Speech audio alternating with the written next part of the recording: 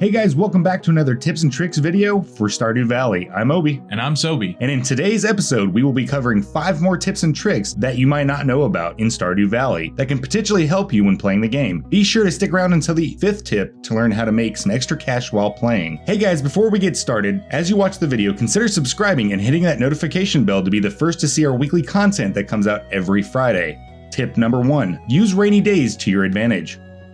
We hate rainy days in real life. It's gloomy and hinders plans for outdoor activities. But in Stardew Valley, rainy days can really help you out in the progression of your game. Be sure to always stop by the TV, check the weather for the next day. This can really help you out to plan for rain or thunderstorms. The first reason why rain is so great in Stardew Valley is the fact that you don't have to water crops. So it saves you on valuable time in game. Since you won't need to water your crops, use the extra time to make much needed trips to the mine to collect resources such as copper, iron, and gold. Also, you may be needing to upgrade your watering can, but you don't want to lose out on being able to water your crops. So when checking the weather, if it's going to rain the next day, go ahead and turn your watering can in to have it upgraded, as it takes 2 days, including the day you turn it in, to get it back. This means the day after it rains, you will be able to pick your can back up and continue to keep your farm moving forward. For those trying to complete the fishing bundle in the community center, there are certain fish that can only be caught when it's raining, such as catfish, shad, red snapper, walleye, and eel. You may notice that most rainy days and thunderstorms happen during the summer.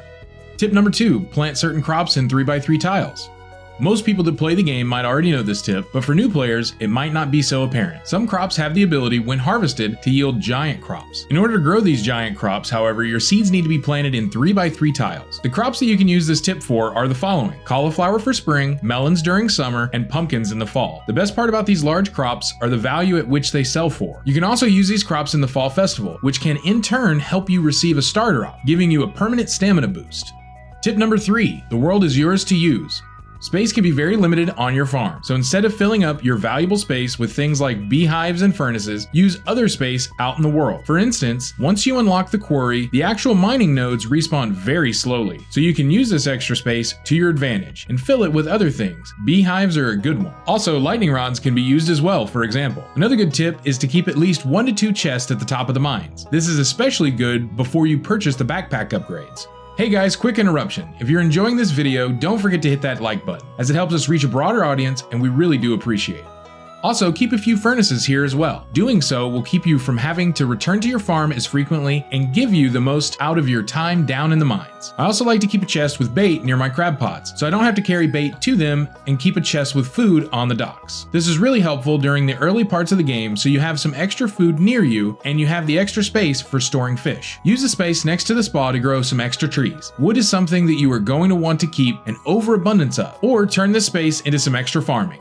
Tip number 4, what to do with those diamonds. At some point in the game, you will make your way past the 50th floor in the mines. And when you do, there is a small chance that you will stumble across diamond nodes. Now, diamonds are pretty much useless. You can use them to craft the Ring of Yoba, but you will probably have found better rings by now. You can also use them as gifting items, but is really not worth just giving these away. Instead, sell them. The base price of a diamond is valued at 750 gold. We did check on the price of the Ring of Yoba as well, and it sells for the same price, so no use in crafting these to sell. I would keep 1 to 2 of these stored on your farm, however, as you may receive a request for one, and this could net you a few thousand gold. Once you have the crystallarium, use these to replicate diamonds for free cash. Tip number 5, store your artisan goods for later.